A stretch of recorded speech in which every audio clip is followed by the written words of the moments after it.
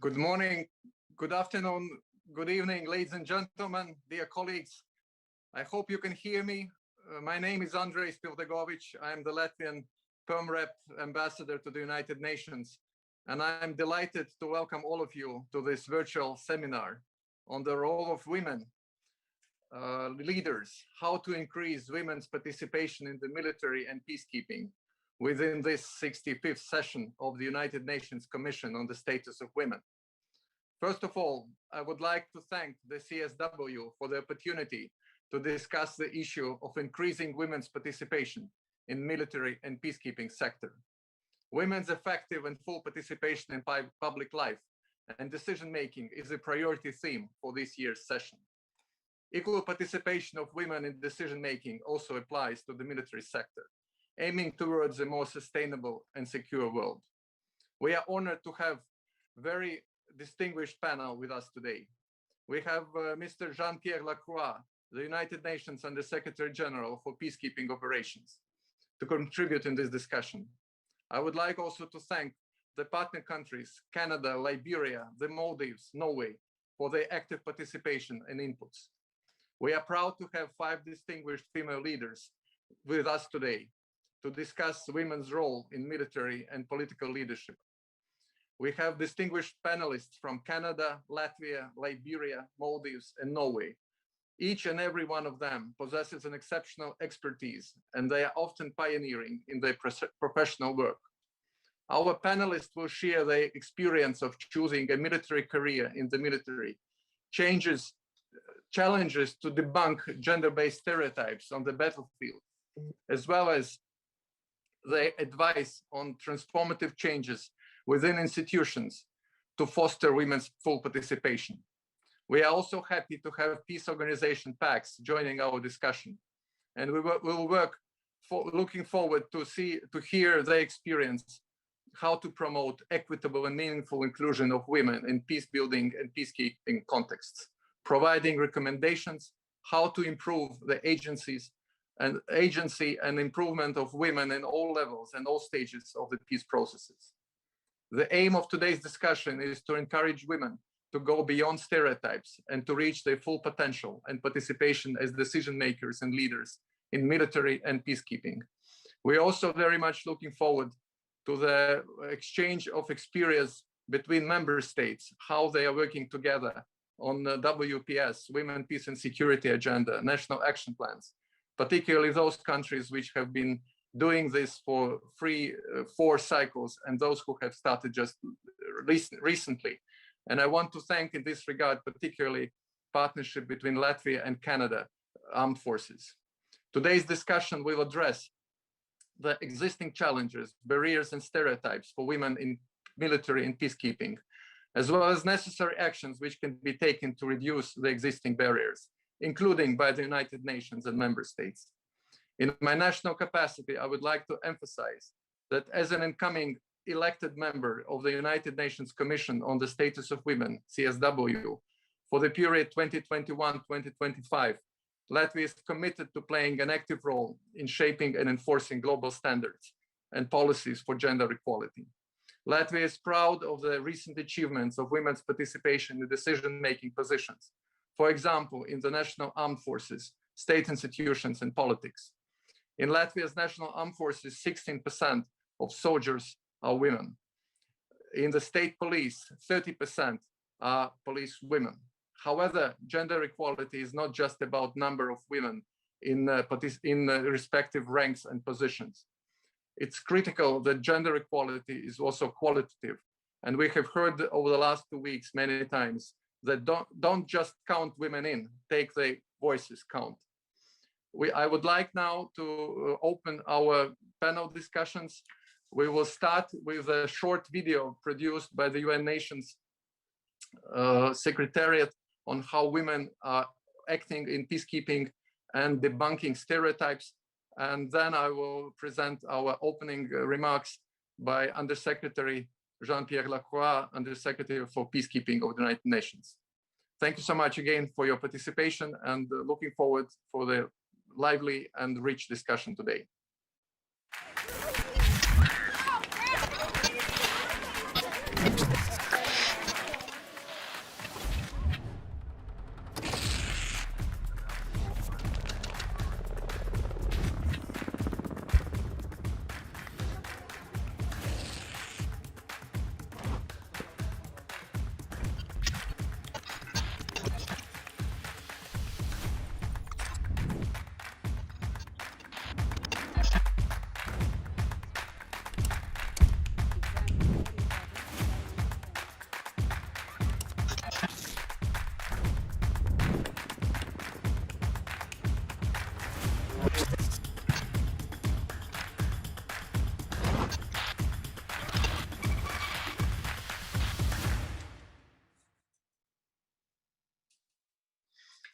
Thank you so much for this opening video. And now, Undersecretary General Jean-Pierre Lacroix, please, the floor is yours.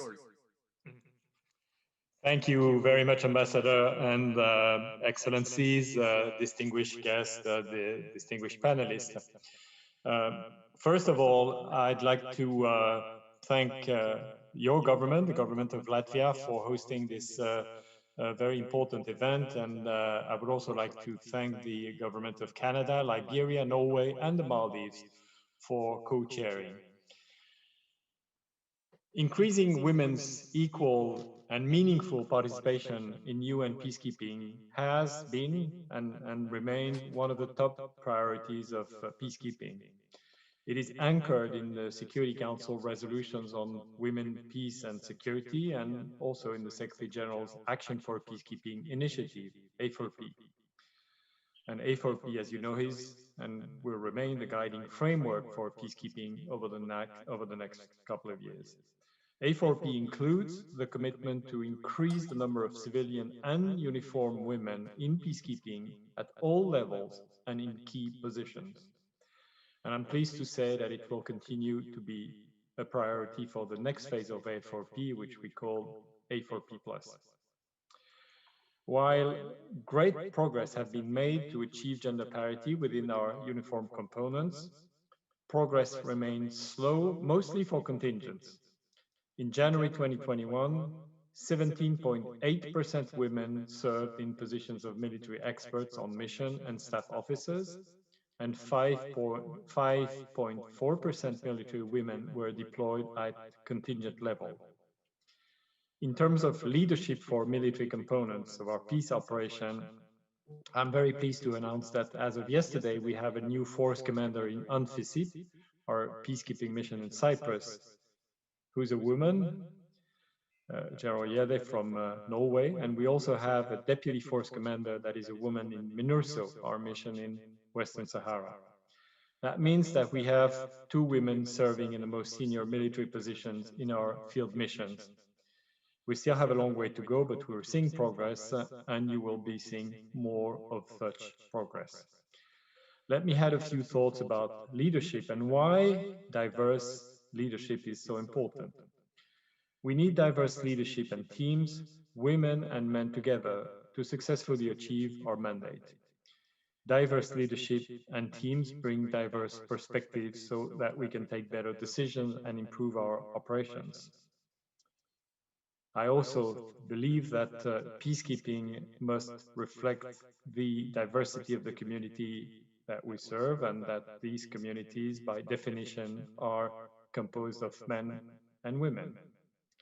However, we know that women often must work harder to be formally recognized, nominated, and promoted to leadership positions. We therefore need to increase our efforts to ensure that this is rectified, that barriers are broken, and that more women can make it to the top positions. One way of doing this is by recognizing women's leadership in the different roles and positions in which they currently serve. This includes steering public discourse away from the discussion on women's added value, a discussion that silently places a burden of justification on women and is indeed, it seems to be questioning the reality, which is that women can fulfill any position in peacekeeping as well, if not better than men. Another priority needs to be the creation of enabling environment at headquarters and in our missions, which will allow women and men to thrive, to feel comfortable, and ultimately allow our peace operations to be effective and succeed with their mandates. The Department of Peace Operations, together with its partners, has prioritized many initiatives in this regard over recent years, including with a focus on professional development, network and mentorship, but also on workplace culture, sexual harassment, discrimination, unconscious biases, and stereotypes. We're also working with our partner department, Department of Operational Support, to ensure that the facilities in our mission will be welcoming both to men and women. We've also made it a priority to be more strategic about talent management, beginning by empowering women currently serving in missions and asking them about their experiences through exit surveys is the first step that we're taking. Keeping track of their professional trajectories after deployment will further allow us to consider them for future training and other opportunities. This also encompasses empowering junior military women who will become the military leaders of tomorrow. Lastly, we need all hands on deck, men and women, to be engaged as advocates and agents of change for gender equality. DPO is taking essential steps in this direction, and I will personally continue to advocate for change. We certainly cannot do this alone. The Department of Peace Operations depend on the collaboration with all contributing countries. Indeed, peacekeeping depends on that close cooperation and support. Therefore, within the framework of A4P and the Uniform Gender Parity Strategy, we ask troop and also police contributing countries to recognize gender equality, women, peace and security, and gender parity as a shared political priority, and continue to allocate resources and political will to this cause. The UN will remain your close partner and support you in this collective effort. With that, I really congratulate all the formidable women who will take part in today's panel, and I really look forward to our discussion. Thank you. Thank you so much, Mr. Under-Secretary General, for your opening remark. And most of all, thank you so much for your leadership in making this change possible. We know that we will never be able to rest on our laurels, but over the last few years, we really have seen change, and you've been very instrumental in this regard. Delighted to give the floor to the political leader in this regard, the Minister of Defense of the Maldives, Mrs. Uza Maria Didi. She is the first female Minister of Defense in the history of the Republic of the Maldives. Her Excellency was one of the few female members of the Parliament where Madam Didi succeeded to serve 4 consecutive terms and participated in the drafting committee of the 2008 Constitution of the Republic of Maldives. Madam Minister, please, the floor is yours. Bismillah ar-Rahman ar-Rahim. The Honorable UN Under-Secretary General for Peace Operations, Mr. John Pierre Lacroix, Permanent Representative of the Republic of Latvia to the United Nations, His Excellency Andres Pildevolkovic, Excellencies, distinguished delegates and representatives, a very good morning to you all. It's an absolute pleasure and honor to co-host this event and to address this esteemed gathering of women leaders in the military. I convey... Can we check the line and make sure that we can hear Minister's statement?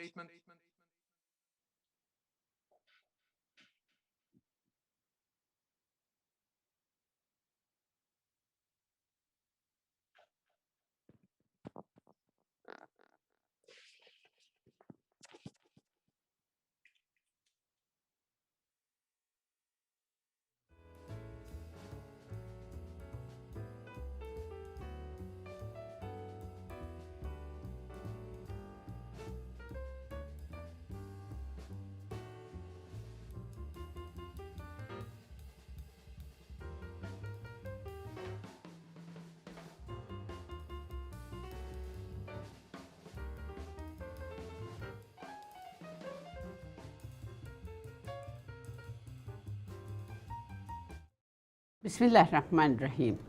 The Honorable UN Under Secretary General for Peace Operations, Mr. John P. Lacroix, Permanent Representative of the Republic of Latvia to the United Nations, His Excellency Andres Pildevolkovic, Excellencies, distinguished delegates and representatives, a very good morning to you all.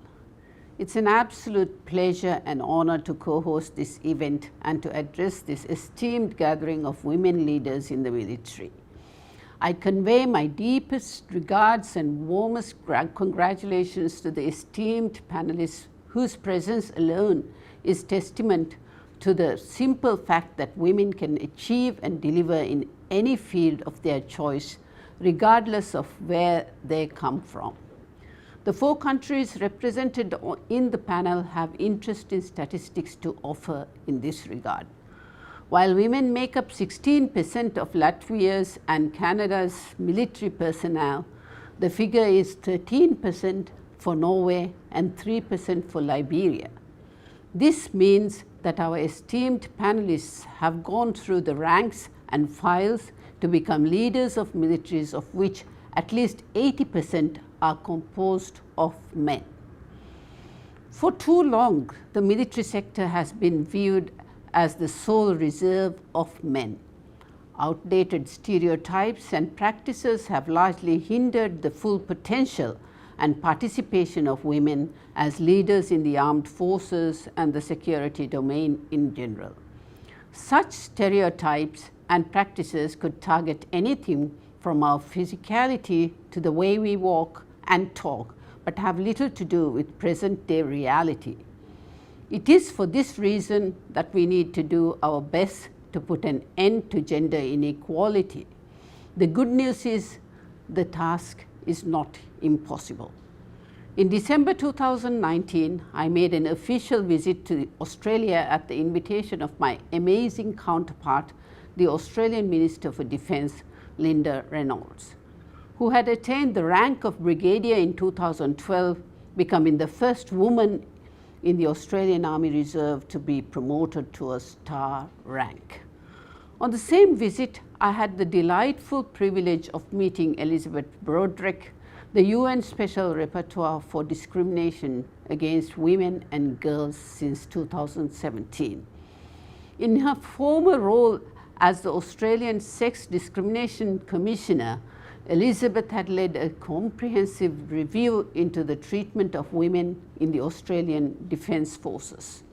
Since the review, the percentage of young women in the Australian Army has increased by almost 4% from 14% in 2013 to 18% in 2018. During my visit, I also had the privilege of meeting former Australian Army Chief, Lieutenant General retired David Morrison, who is well known for his video message to the members of the Army, where he said that there is no place in the Army for members who exploit and demean their female colleagues. His famous words were, and I quote, "If that does not suit you, then get out." This is a rare and classic example of men in power standing up for women not just standing beside them. Going forward, I believe the principles outlined in the review could be of immense benefit to leaderships of the militaries around the world. Today we have to demonstrate stronger leadership. We need to serve as role models and mentors to women who are striving to ascend to senior positions within the military. After all, you can't be what you can't see. We should be personally committed to and reflect the cause, fully understanding the imperative for reform and issuing solid statements in that regard. We should also ensure women occupy senior leadership and positions in our militaries in order to capitalize on their talents, skills, thoughts and perspectives to make better decisions at every level. We also need to increase opportunities for women within the military. In many militaries, it is still common to see most women serving in support roles, particularly administrative, clerical, logistical or health service roles. Such occupational segregation only perpetuates gender stereotypes and confines women to doing just women's work as they see it. In order to challenge these stereotypes, we need to give women a wider range of roles, including combat roles. We should also not limit them to a rigid linear, one-size-fits-all career continuum, so as to allow female talent to grow and flourish. We should also build a broader talent pool through more efficient recruitment strategies aiming to increase the proportion of female recruits.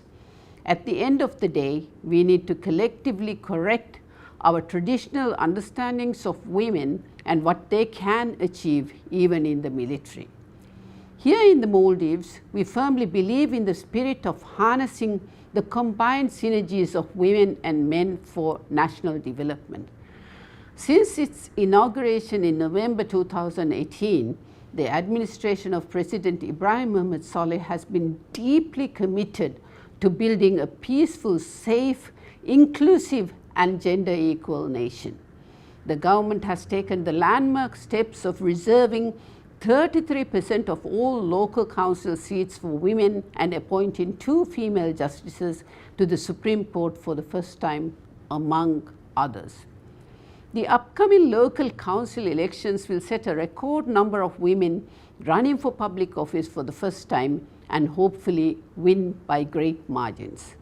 The government has also appointed for the first time a female Minister of Defense, breaking with convention in the Muslim world, where a woman has generally held the defense and national security portfolio only by virtue of her being the Prime Minister or the President.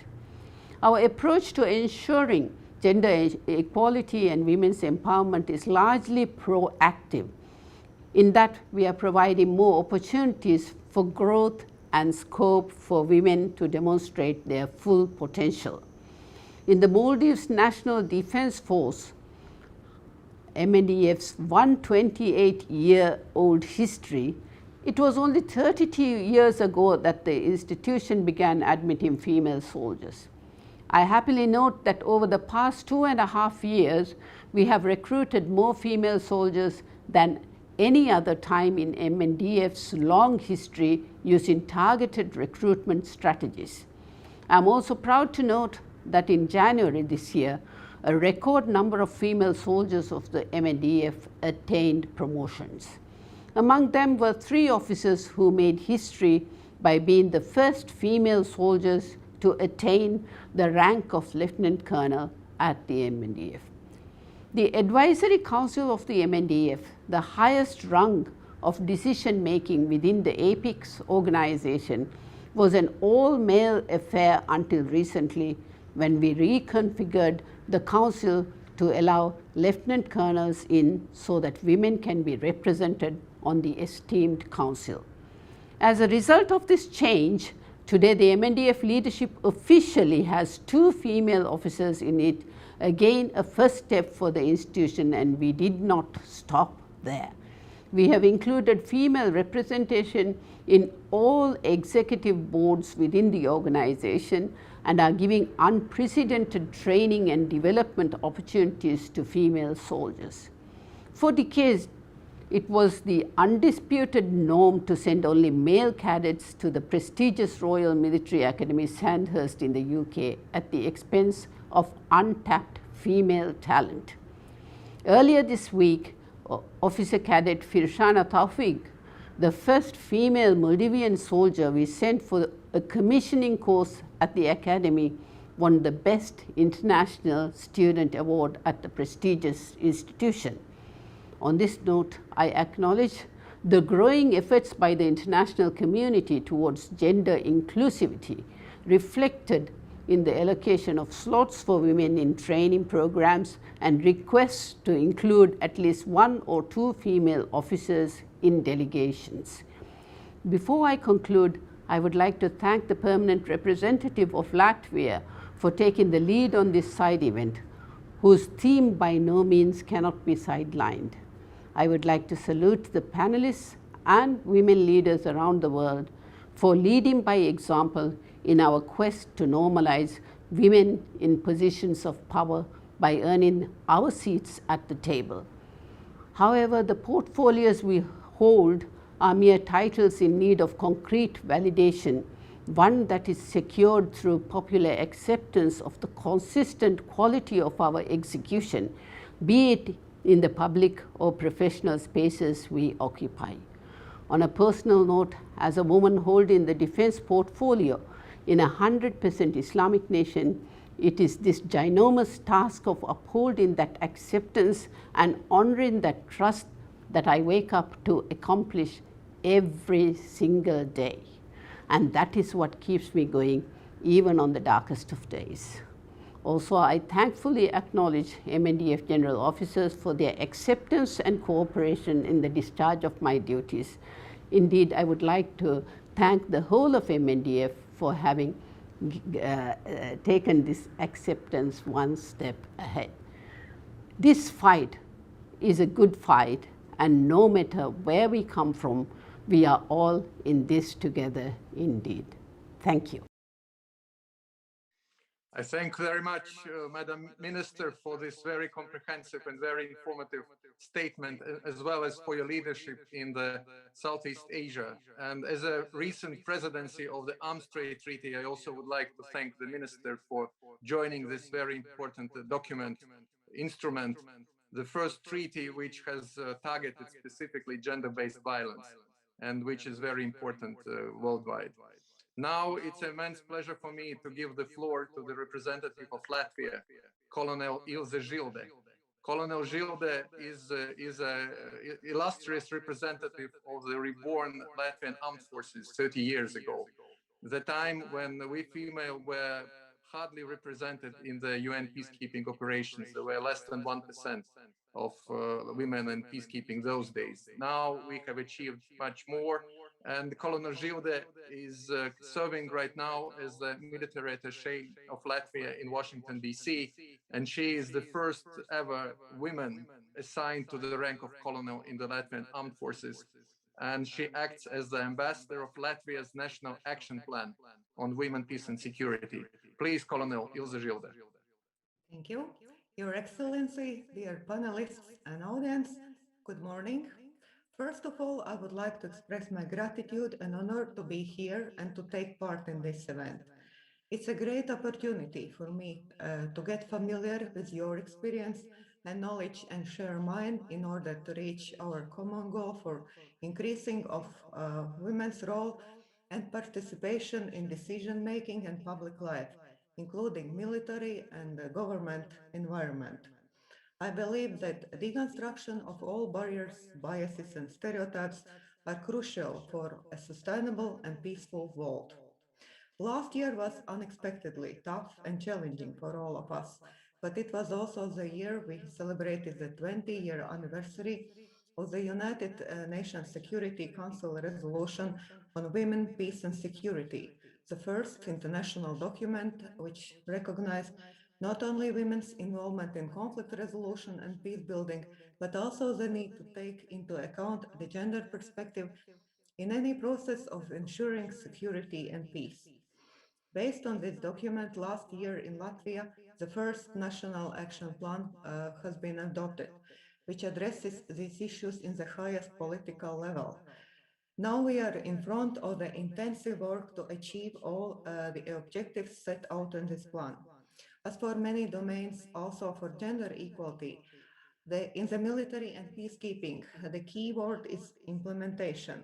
We have many action plans, guidances, policies, and standards in place, but unfortunately, we often lack implementation. This is where women leaders in the military can play an important role. I would like to say a couple of words about Latvia, about my country. After regaining our independence, my country has managed to develop and create a safe and credible state, I would like to say, in incredibly short time. I'm blessed to be born in a country where gender issues have been raised and solved in a respectful and a notable way. Until this moment, we have already had a woman as a president for a long time, for 8 years, women in positions of prime minister and the leader of our parliament and other key positions. As for military in Latvia, from the first days of establishment of the armed forces, all services and all positions are equally open to both genders. As a result, as you've heard before, around 60% of active service soldiers are women. And we are currently on a high position, I think in fifth, by this percentage of women soldiers in our armed forces within NATO states by this indicator. The increasing evidence shows that by growing participation of women in the military, the efficiency of armed forces also grows. In the military, efficiency is one of the most important elements of measuring success. If you are not efficient enough, you are endangering your safety. And this applies equally to both genders. Of course, numbers are just numbers, but behind of each number is a person with her own personality and qualities. And we are very proud about these numbers. In early 90s, we started from zero, but we tried to adopt the best practices from all our supporters and neighbors and the entire world. We started to create our military when a lot of fights and discussions in overall world about gender equality had been already done. And we started without any doubts that military environment should be open to both genders. In my opinion, it is one of the reasons why we have managed to reach pretty good results within the area of gender equality. Of course, I'm not representing all women in our armed forces. We are all different, but I would like to represent the principle of parity and equal rights for each member in our military and our society. I believe and I truly hope this already high rate of participation will gradually grow and reach at least a representation of gender balance in our society.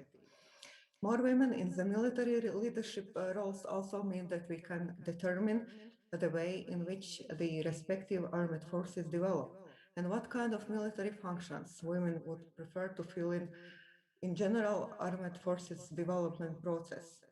It means more role models for young women and girls and for our society in general, but giving visible evidence that all professions are accessible for both genders. On the other hand, I have to say that we have a lot of work ahead of us. And I would like to mention one perhaps small, but in fact very symbolic thing, which involves some of stereotypes and barriers that we are gradually getting rid of. In Latvian language, the word soldier or karavīrs in translation means man of war. And this word from a linguistic perspective is purely masculine. And it has ever only had a masculine connotation. Most likely it's historically rooted in the fact that fighting and waging of war was perceived only as a man's activity. So nowadays, in joint efforts to sustain peaceful conditions and prevent war and conflict, Comprehensive involvement in all society is needed, and therefore full, effective, and meaningful participation of women in peace process is absolutely vital. Thank you so much for Thank you this so much. wonderful option. Thank you so much, Madam Colonel, for your strong statement, for your leading by example, and also for your service to the country. The next speaker will come from Canada, and I would like again to use this opportunity to thank Canada for its support and valuable expertise shared with the Latvian Armed Forces in developing of the National Action Plan on Women, Peace and Security. The representative of Canada is Brigadier General Lise Bourgeon, who is currently serving as Deputy Chief of Staff of Canadian Joint Operations Command. General Bourgeon serves as Canadian Forces Champion for Women, Peace and Security, and has been nominated lately as the next Commandant of the Royal Military College of Canada, making her the first woman to fill this role in the school's history. Please, General. Thank you very much. Bonjour à tous. It's truly an honor to join such an esteemed panel today. Let me start by thanking our Latvian colleagues for organizing this event. As you all know, Latvia is home to the largest Canadian military operation, as Canada serves as the framework nation for the NATO Enhanced Foreign Presence Battle Group, and the relationship between our two countries has been excellent. So I really, really love the theme, how to increase women participating in the military and peacekeeping. As the Canadian Armed Forces champion for women, peace and security, this is exactly my focus. How can we have more women in the CAF and on deployments? How can we remove the last barriers, perceived and real, ensuring that women are fully included in our respective military and on operation? As a woman and as a general officer, I strongly believe that diversity and gender representation are essential for the security environment and especially our militaries. UNSCR 1325 and the WPS agenda clearly reflects this criticality. First, as soldiers, sailors, and aviators, we must represent the society that we are there to protect. And second, we need to interact with that society to ensure that security needs of everyone are protected. Furthermore, women bring unique competency and perspective, extremely useful in garrison and on deployment. There is a concrete strength in diversity at the tactical, operational, and at the strategic level, and it really equates to better success. Through our education, training, and experience, but also through physical differences, such as size, brain composition, and hormones, women and men are different. The way we see the world is not the same. We pick up clues and we process situation in different way. We have different strengths and abilities, not better, not worse, but simply different. Women and men complement each other. I'll be bold and say that women may be better leaders for the 21st century. And more organizations, they recognize that collaborative rather than competitive behavior creates more success. The data shows that through gender roles and normative socialization, women learn to be better at cooperation, at finding win-win solution, nurturing, and team building. We also possess the right attributes to lead, including empathy, change catalyst, and inspirational leadership. So it's no surprise that a number of reports actually demonstrate that companies with women on board perform better.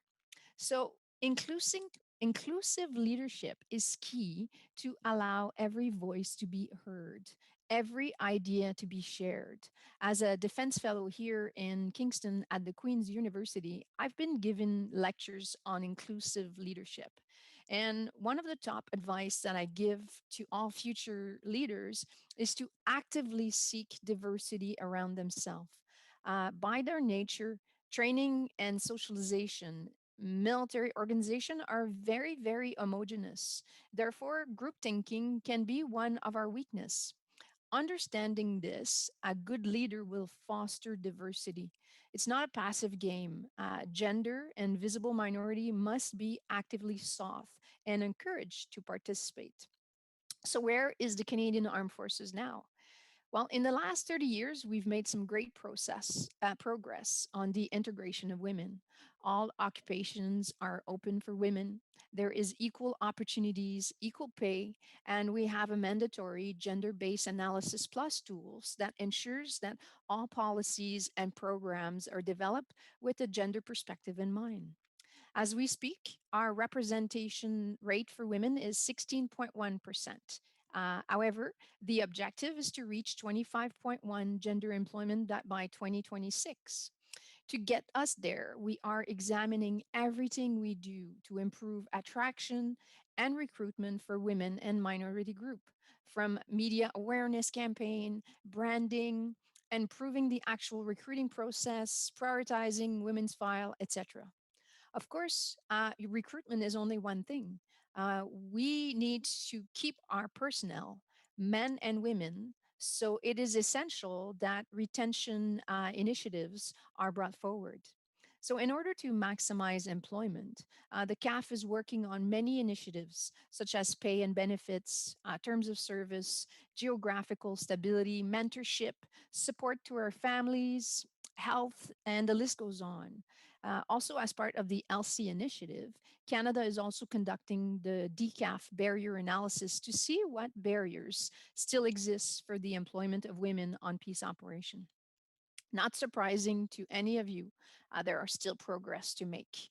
We are really taking a very hard look at our culture, which is still predominantly masculine.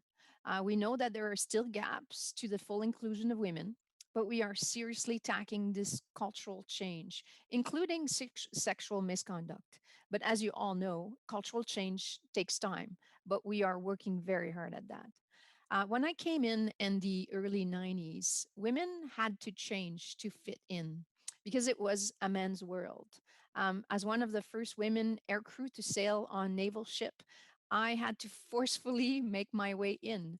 I even got thrown out of a ship simply because I was a woman. But slowly, attitudes have changed. Women have made their way. We showed that we belong and that we are capable and that we're making a difference.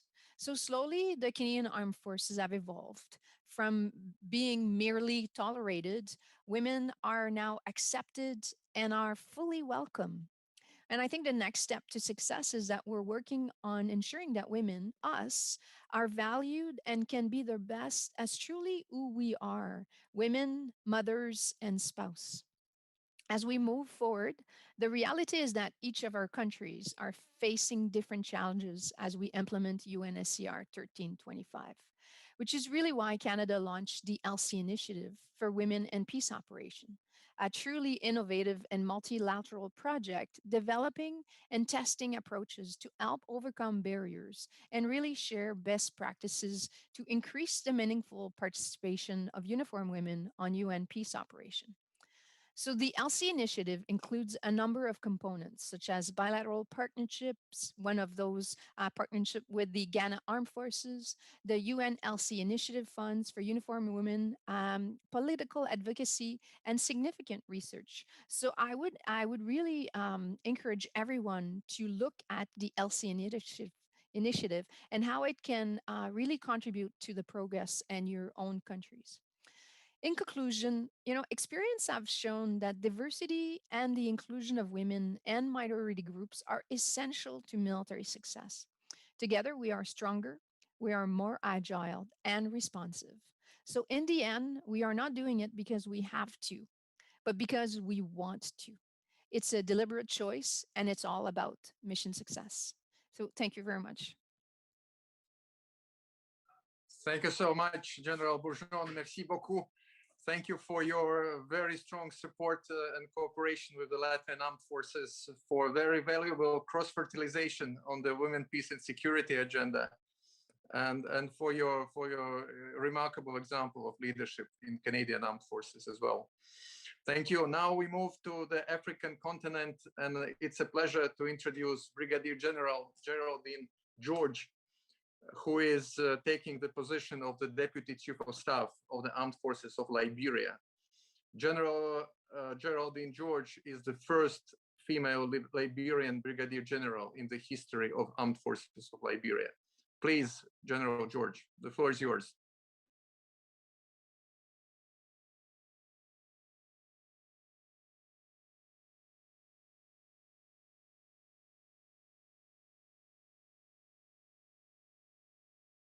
I hope we have a connection with Liberia right now. Yes, we do, sir. Please, ma'am. Thank you, Your Excellency. Prior to the 1960s, the Armed Forces of Liberia was not recruiting any female into the force. Females started being recruited in the Armed Forces of Liberia in the early 60s when Ethel Wright became the first Secretary of Department of War, that is presently the Armed Forces of the Ministry of National Defense. Finally, in 1977, the first 46 women were recruited into the Armed Forces of Liberia. The first 46 women were recruited into the Armed Forces of Liberia, and they were considered as WACs, that is the Women Auxiliary Corps. They were only entitled to do office work and nothing else, like cooks, medical, drivers, clerks, that were their responsibility. Prior to the 1990 crisis in Liberia, 184 women joined the army, making it a company size. But due to the civil crisis, that you know what is solved, and today we have the new Armed Forces of Liberia.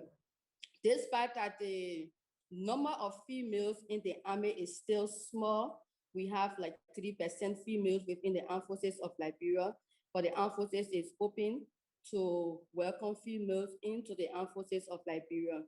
And what are we doing to recruit more females into the Armed Forces of Liberia?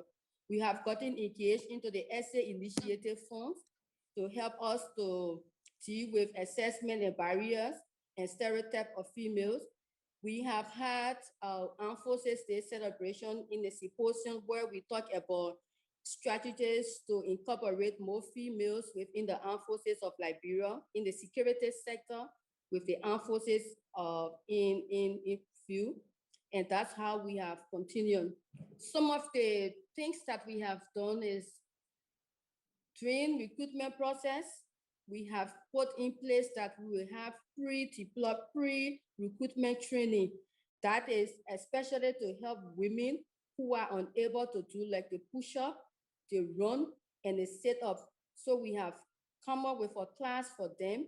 And before the recruitment process starts, we're going to do the pre-recruitment training in order to help them that when they go for recruitment training, they won't be like dropped off at a certain age that, or certain stage that they're unable to do certain things with setting of the training within the force.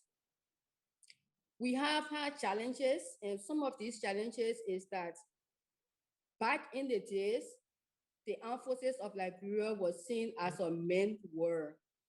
Well, family members, people will tell you that, what are you going to do into the Armed Forces of Liberia? They felt that when women come into the Armed Forces, there are people who have already failed in life. There is no hope for them. There is no future for them, so they come to the Armed Forces. Another challenge we had is that when females come into the army, other people think that they are like wives for their male counterparts. So based on that, you don't find people wanting the girls to be part of the military. So that is some of the challenges that we have had with females being incorporated into the Armed Forces of Liberia. But today, as I speak, I can tell anybody that I have set the example for a lot of females. I have broken that traditional rule that say it's a men war and only the men can lead the military. Women also can be part of the force and they can even do better, whether be it in leadership or whatsoever positions. Because when women come into the force, they don't just come as a woman, they come as a mother, They come as a sister, they come as an advisor and as a leader to their male counterpart and to their female counterpart. So these are some of the things that we bring to the force or to any institution when you incorporate women into the security sector. We have been trying to incorporate more females. We are waiting on the recruitment process. We go from various schools to universities and tell students that the AFL is not all about carrying weapons, going on the war front. You have different MOSs within the armed forces of Liberia. You can come and become a lawyer, you can become a doctor, you can become an engineer, you can become an infantry. That is it. I gave you an example of one of the challenges that I faced. I was appointed to be the brigade commander, which is an infantry brigade, and they have never had a female to lead that brigade. So when I got to the brigade, I was not accepted by most of my male counterparts because they felt that I did not know Battle Drill 1, Battle Drill 2, up to Battle Drill 6. They felt I couldn't do the 3-mile or 2-mile run with them. They felt that I couldn't do anything in a brigade because it was all men that I was going to lead. But one thing I learned from that is that never tell your personnel to do something that you cannot do. You always start with them and end with them. It was one of the places that I really got accepted when I got to the brigade, because I never told any of the personnel in the brigade to do something that I was not willing to do or I was unable to do. Getting female on board is not just about the number, like someone said, it's about the competent. You have to be competent when you are coming on board, because when you come on board, you are not only coming as a woman, you are coming to show that you have worked hard, and you have worked hard in the position that you earn. You have worked harder than any other person to earn that position. That is one of the things I need to put forth. We all talk about females being incorporated, but it's not just about the number. It's about what you are bringing in, your ability to work, your ability to complete the mission, your ability to work along with your male counterpart. Don't see yourself just as a woman and be willing to just slide through it. You have to work hard to get there. Thank you. Thank you so much, General George, for your very inspiring statement and for a very encouraging example from the West Africa. Thank you, deeply appreciated. Now I would like to give the floor to Commodore Solveig Cray, who currently serves as acting head of operations division in the Norwegian Armed Forces Defense Staff. Commodore Solveig Cray was not only the first Norwegian female commander of the Royal Norwegian Navy combat ship, but also the world's first female commanding officer of a submarine. Please, Commodore Cray. Your Excellency, ladies and gentlemen, thank you so much for being part of such an expert panel on this occasion. And thank you also to Latvia for hosting this event. The Norwegian law on equality between gender passed back in 1978 and has in many ways in general paved the way for women in Norway. And we have for many years had 50-50 in men and women in the government, and we have had several ministers of defense being women. So we are not actually talking about whether you're a man or a woman, but like been said earlier, what you're actually bringing to the table in form of your competence. So back in 1985, the equal occupational rights in all services and in positions, combat units was included for women in the armed forces. So we have had a top-down approach. The political level has actually made it possible for us. And in 1985, the Royal Norwegian Navy became the first navy in the world to allow female personnel to serve on board submarines. And I certainly was breaking down the doors of the men's club when I became the first female submarine captain back in 1995.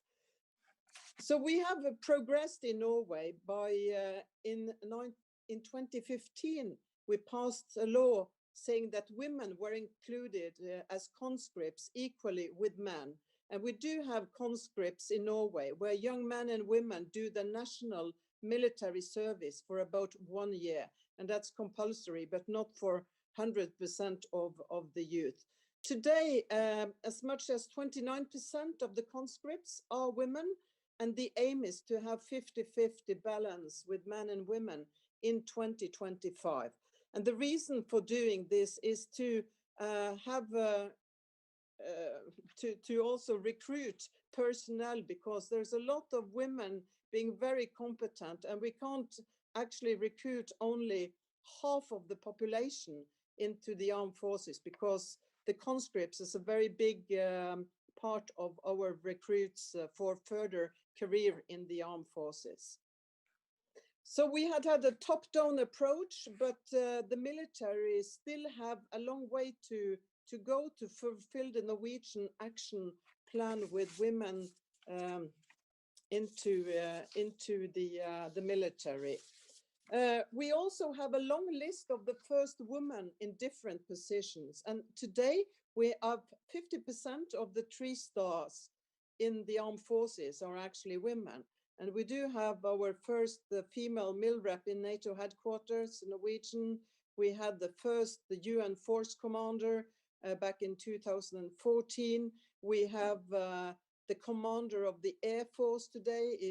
She was also the first one in the world to become the commander. And we also have the commander of the Home Guard. So we have a lot actually at the high level. It is important to have women on the top and actually to help role models for the young ones.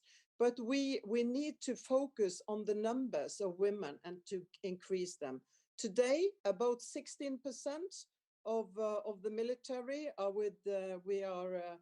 positioned with women, and in international operations, it's only 11%. So we have to increase the numbers. I'm not so worried about the we fill the higher level, but we need to focus actually on the numbers coming behind, and to focus on the young woman. And the leaders have to focus on gender. And we do not discuss very much what do the women bring to the table, and are we more efficient by having more women? So I would say that we still have gender blindness in the armed forces. We need to have an organizational change. It takes time to change culture, and that's very true. But we need to transform the organization, because women are still a minority, and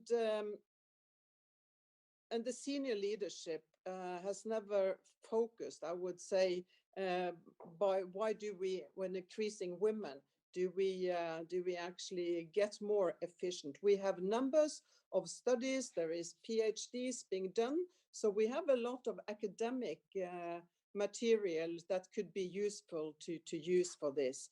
But of course, like it was said at the start by Mr. Jean-Pierre Lacroix, yesterday it was announced that Ingrid Gjerde, she was appointed as the new force commander in Cyprus. So we are very forward-leaning. We can do, but we need to focus on the young ones getting after us. But I would also say that the young women also have to take the challenges and the opportunities. Research in Norway, we're very equal, gender equal as a society, but still the women tend to choose very traditional.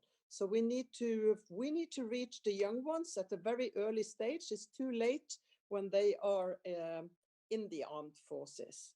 So we have to keep focus on this, and then it takes time to change the organization. So focus on the young women.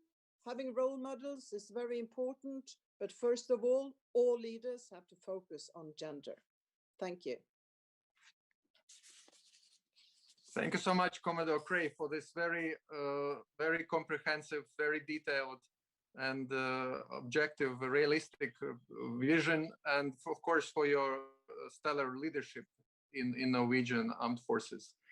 Now it's a pleasure for me to give the floor to the representative of the non-government organizations, to Mrs. Anna Timmerman, who will give the perspective of peace organization PACS on the involvement of women in peacekeeping and armed forces.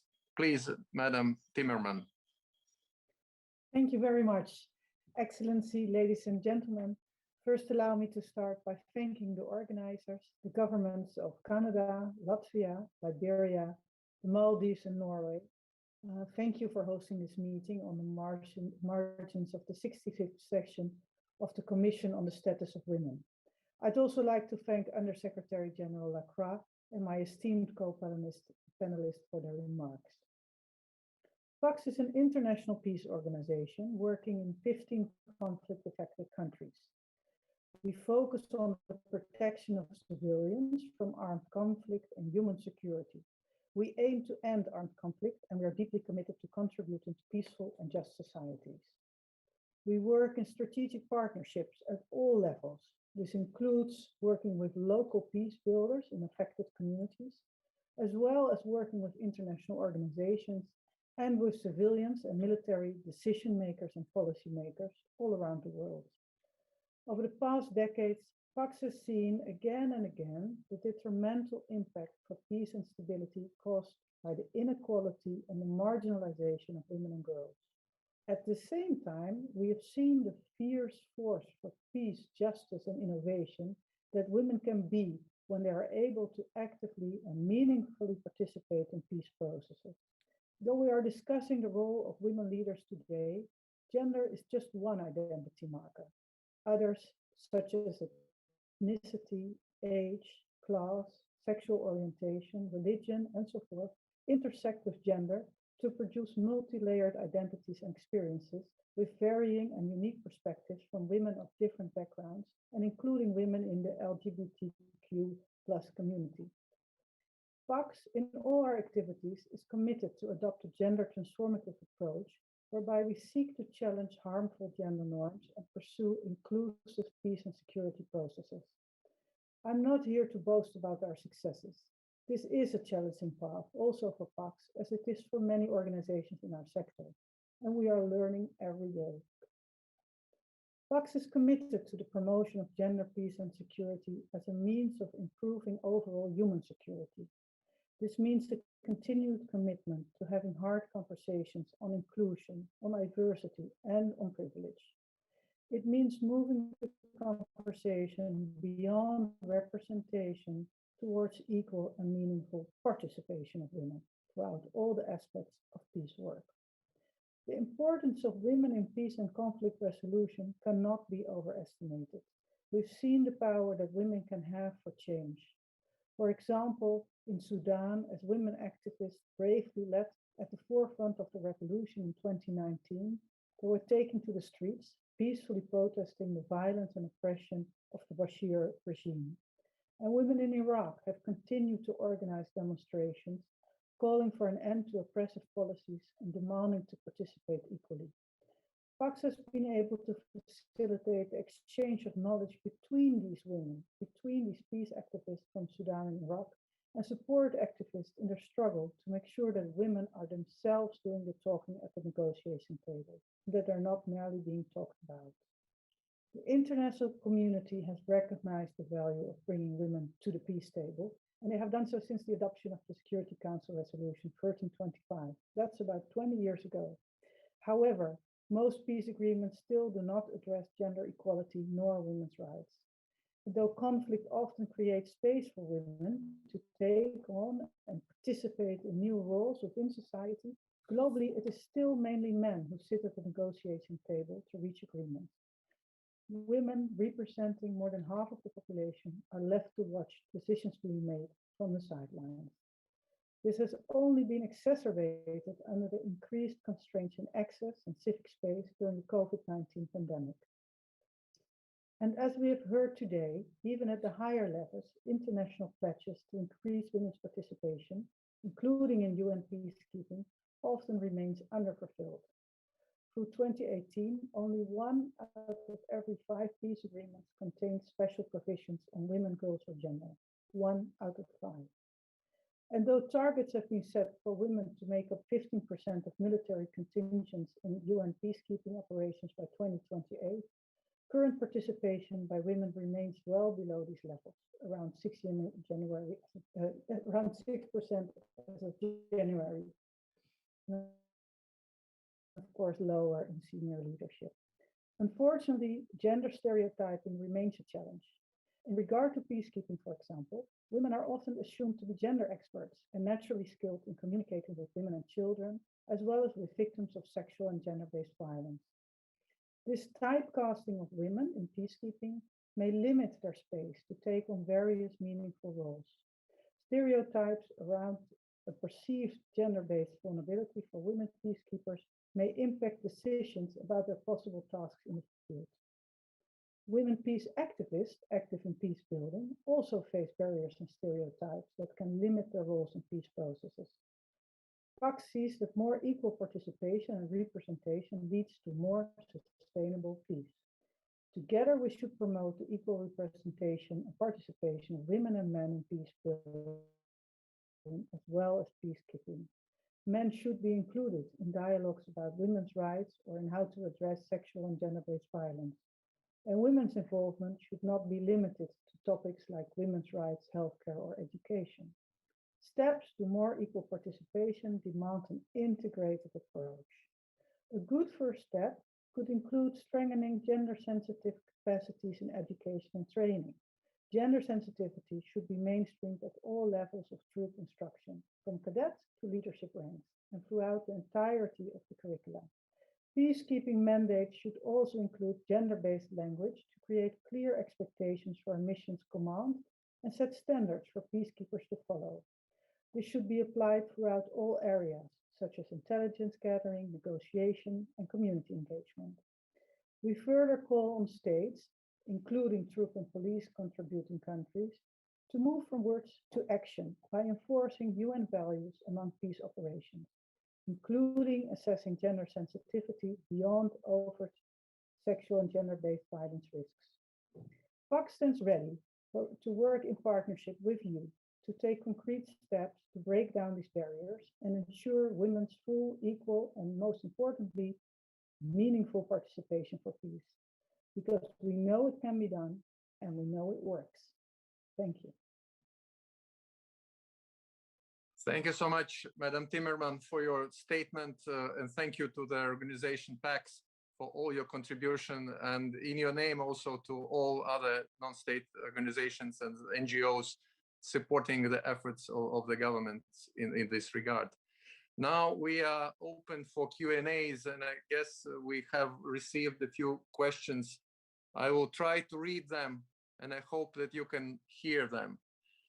The first question comes from Gillian Collins from the Irish Defence Forces, and the question is related to the issues of quotas.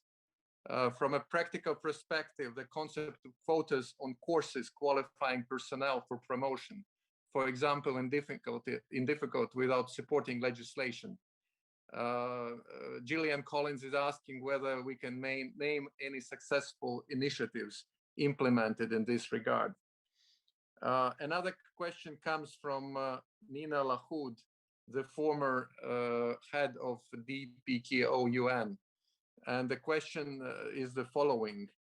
I have suggested that one way to more speedy increase in the number of women as the UN military observers in the UN military command positions would be for the UN DPO and contributing states to adapt temporary special measures in terms of eligibility criteria for women applicants in order to enable more of them to be eligible for such positions of military observers and military command positions. This would allow many more women to meet the eligibility criteria and be accepted. What are your views as military leaders in this regard? And there is one more question coming from Latvia. What could be one of the initiatives for the governments to invest resources to get most of the value and increase of young women participation in military? The question comes from Edita Kalniņa in Latvia. And Edith adds that my daughter is 12. What would you suggest her to do, start doing now, so she could become a colonel, let's say in 30 years from now? Actually, she's watching with me this session and would be happy to hear the answer. And if maybe I could add one more question from Christiane Plate. What are the thoughts about the teaching at schools of self-defense, especially to young women? Would it not limit the stigma that women being in the military or doing things associated with the military is not proper? Do you think that a more active role of women in the military and law enforcement in general could change how women are seen as weaker sex and result in less violence against women? Would any one of the panelists volunteer to comment on any of those 4 questions?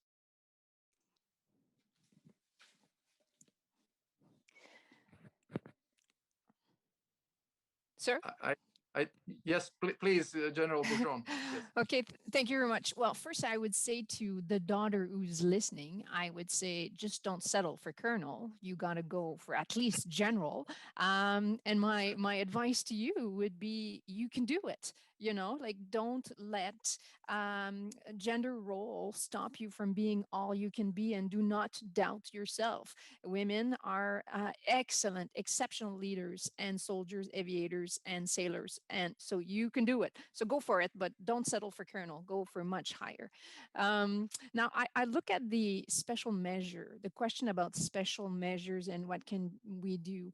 We have to be careful with special measures. They have their role, but, you know, women, so that we can make a difference, there's a requirement to have the credibility in our environment. And to be credible, you have to have the right experiences, the right training, and therefore go to the top and make a difference. So I think instead of really looking at the special measures, I think it's really important to look at the barriers for inclusivity for women. What are the gaps? What are stopping women to becoming general officers and leaders? And by looking at those gaps, and I've always thought, you know, in Canada, all the roles, everything has been open for women for a long time, but there are still that traditional role that is assigned for women. You know, I'm a mom, I have two kids, and it's been difficult to fight that, being a mother, being a leader, being a spouse. So how can we enable women to be valued in the military without losing who they are? I mean, we joined the military.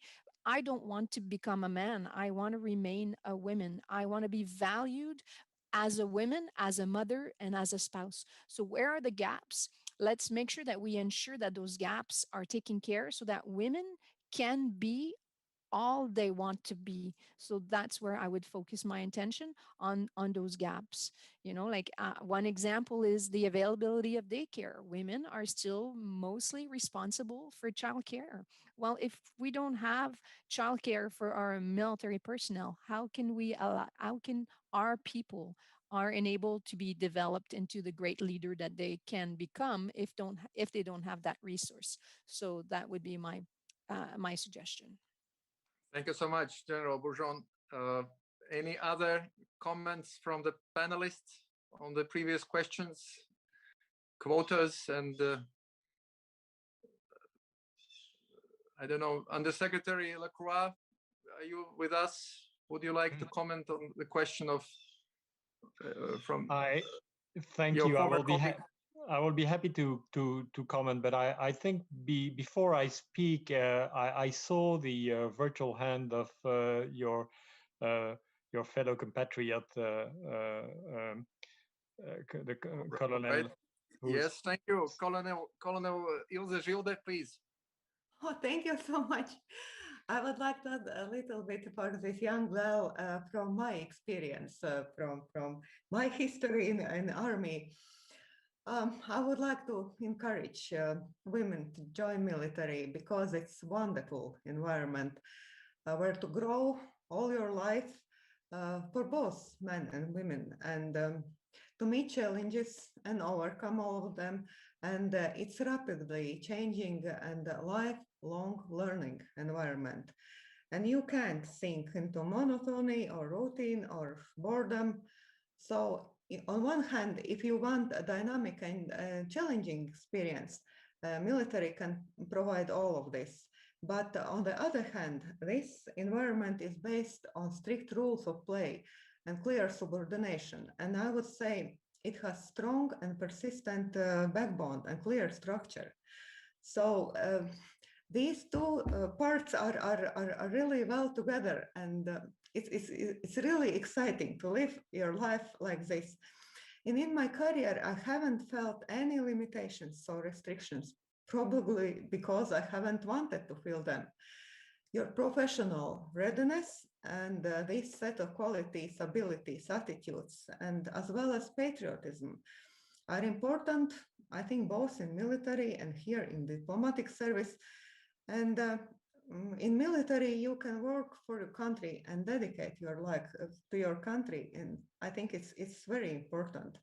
And time to time, I receive these questions. How do you feel as a woman in military? And it's really confusing for me because, well, there is no specific feelings. It's particular mission or job, both for men and for women, to learn professional skills, grow them, and apply them. And from a professional perspective, so there is no difference. So I can strongly recommend at least to try this. Thank you. Thank you so much, Colonel. Any other comments? Unfortunately, I can't see the raised hands, so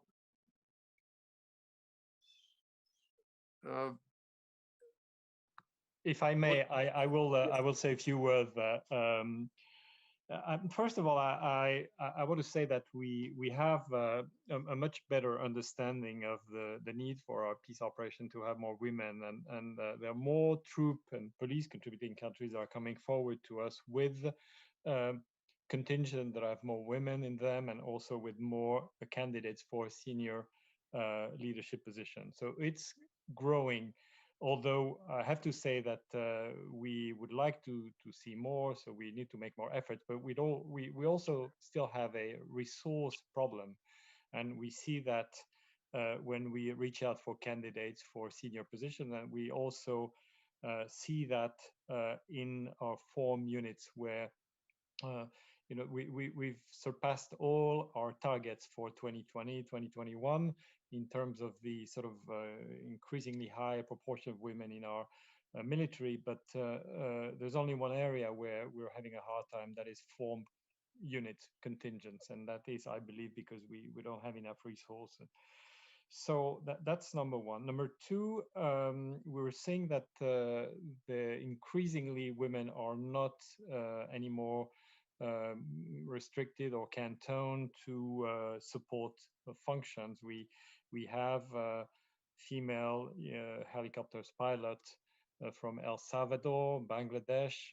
We have increasingly a variety of role in our mission that are fulfilled by women. And as I said, I mean, we on the one hand, we do recognize the added value on certain areas, and one of them is community engagement. On the other hand, I am absolutely adamant that this is not only about those kind of specific added value. It's really about, as was pointed out by previous speakers, really about making sure that ultimately the composition of our peace mission reflect the variety and diversity of our community, and also that enables us to have a better work environment, one that is more consistent with the true spirit of peacekeeping.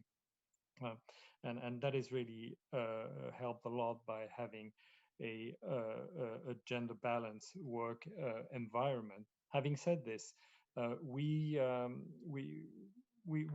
do not need to do more only in terms of reaching out to member states and encouraging them to come forward with more women candidates and more women in troops. We also need to do more in the area of making sure that we have an enabling environment. And here, a couple of things. First is training and sensitization to make sure that everybody understands the need, the added value, but also the need to work towards an enabling and welcoming environment for all. That's number one. Number two, it's about making sure that we have adequate facilities. And here we've made a lot of progress, I believe, but we need to do more.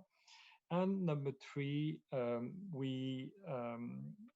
in some cases, we've been able to take specific measures that encourage and actually favor women for some positions, particularly military observers and staff officers. In those cases, for these type of functions, we've actually both opened the possibility for shorter assignments, and particularly for women with young children. And we've also reduced the rank threshold from which you can apply for these positions. I think it's also helping younger women to sort of kickstart their career in peacekeeping and therefore acquire an experience that will be useful for them, not only in peacekeeping, but in terms of their ability to further apply for senior position and acquire that kind of experience. So I will stop here, and I want to thank all the speakers. That was really a very interesting panel, very enlightening for me. Thank you. Thank you so much, Under Secretary General. General George from Liberia, please. Okay, sir. One of the questions was, what are our thoughts of teaching self-defense in school? Here in Liberia, we have self-defense classes, but it's not taught in like grade school. What we have in grade school is the ROTC program, that is the Reserve Officer Training Course program, where they start to teach about the basic military training, like salute, drill, and ceremony. When you see a male, you say sir. When you see a woman, you say ma'am or madam. These are some of the things that we teach in school. And that is done by the Veteran Bureau to teach the reserve officer training course in school for young people. It's not only related to male, but both male and female. The next one we have is the next question is the person who asked about the 12 years old daughter. Please don't limit her. Let the sky be her limit. She shouldn't join to say, if I join after 30 years, I want to be a colonel. Let her go beyond colonel. And what she can do is start her early training. It's not too early to start training, walking, running, because these are some of the basic things that sometimes when female go for recruitment training, these are some of the things that cause them to like drop from the training.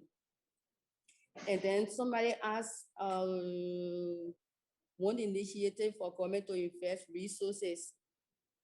We know that the military doesn't generate funds for the government, but the government spends on the military.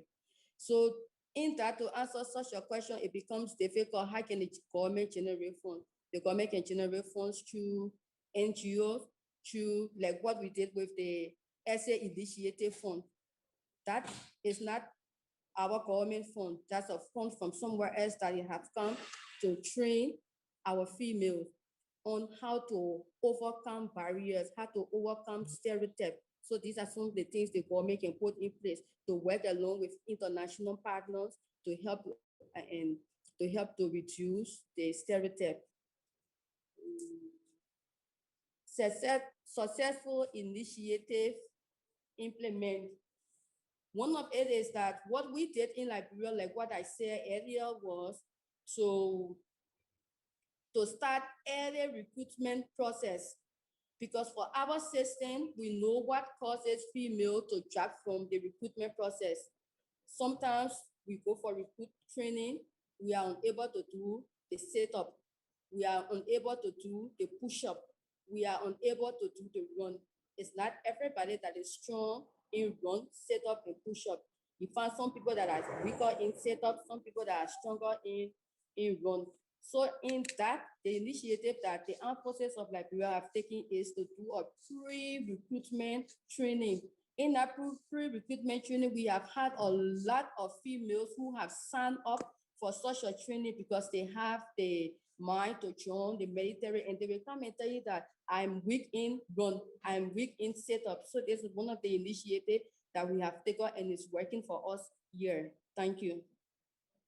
Thank you so much, General George. I see the hand raised. Please, 1 minute for quick intervention. I see the hand raised, but I can't see who has done it.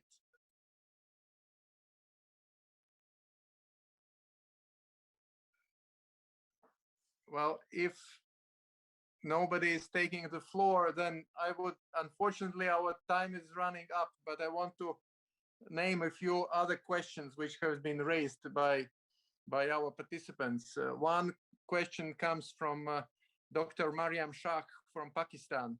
In Pakistan, we have military women doctors, soldiers. We need to encourage international women to be part of it through a media campaign. So to orient how to join UN as a peacekeeper. Being a consular press, I think media can be a great platform for information, promotion, advocacy to join. There is one more question from Sally Ann Corcoran, a question regarding the implementation of the gender targets on the ground. I have served almost 18 years in the UN missions and headquarters and was wondering to what extent progress was on the linking of gender targets with the performance reviews of managers. And there was also another question from Latvia. So what measures have DPO put in place to meet the targets of 15%? I think Undersecretary Lacroix has answered some of those questions. There was also a question from, I suppose, Norway, from Lone Trenholt. I'm retired Brigadier General of Air Force Technical Staff in September 2018. Now I have become a gender advisor of the Air Force and I seek inspiration from that role. Some compliments to our seminar, and the question the question was about recruitment of women to the Air Force specifically. What General Trenholt has been supporting.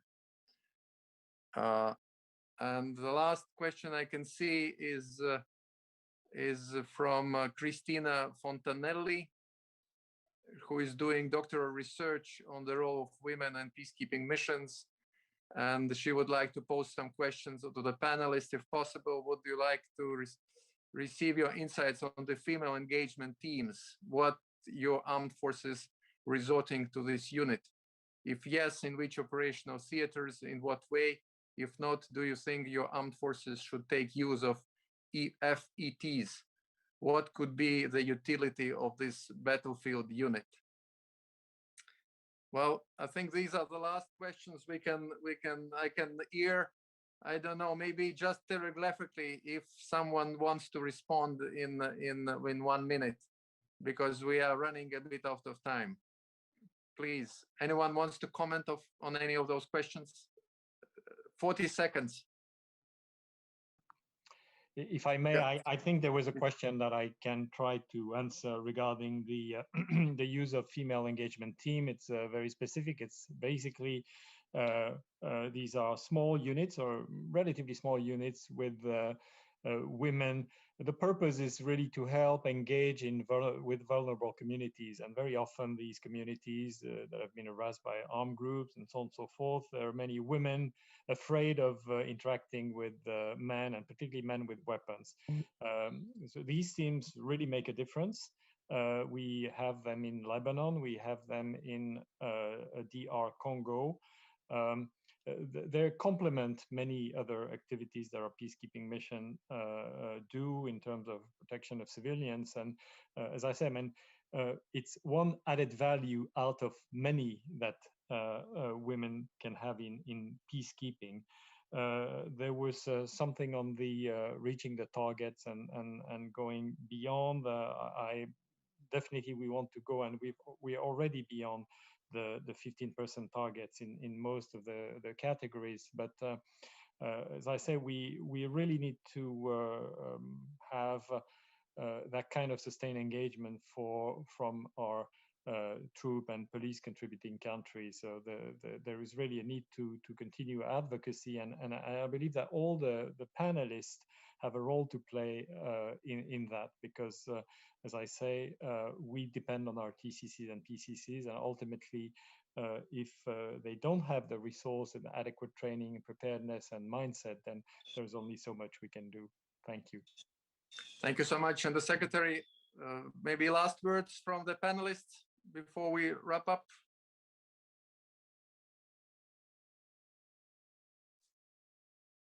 Well, if not, I think our time has expired, and I will not make any official conclusions, but I want to use this last second to thank all participants for your inputs, for your contributions.